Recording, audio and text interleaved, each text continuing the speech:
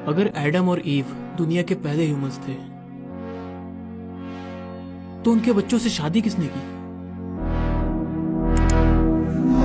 ایک سیکنڈ، تو اس کا مطلب دنیا کے سارے لوگ بھائی بہن ہیں؟ سوال: اگر آدم اور حوا پہلے انسان تھے تو انسانی نسل آگے کیسے بڑھی؟ کیا ان کے بچوں میں بھائی بہن کی آپس میں شادیاں ہوئیں؟ یہ سوال ہر ایتھسٹ اور نان مسلم کے ذہن میں آتا ہے اور اس کا جواب اسلامی تاریخ میں نہایت ہی واضح ہے۔ ابتدائی دور میں جب زمین پر آدم اور حوا کی اولاد کے سوا کوئی نہیں تھا تو نسل کو آگے بڑھانے کے لیے اللہ کے خاص اور عرضی حکم کے تحت ان کی اولاد میں شادیاں ہوئیں، جیسا کہ تفسیر ابن کثیر سورہ المائدہ آیت نمبر 27 میں لکھا ہے۔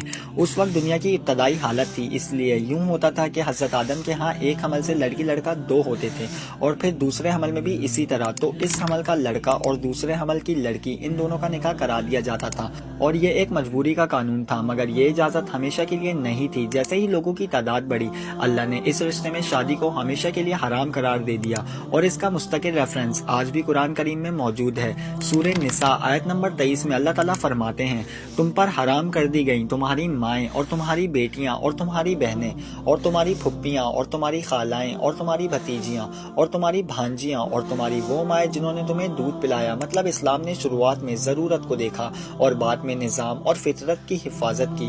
دین کے ایسے ہی گہرے راز جاننے کے لیے ہمیں سبسکرائب کریں۔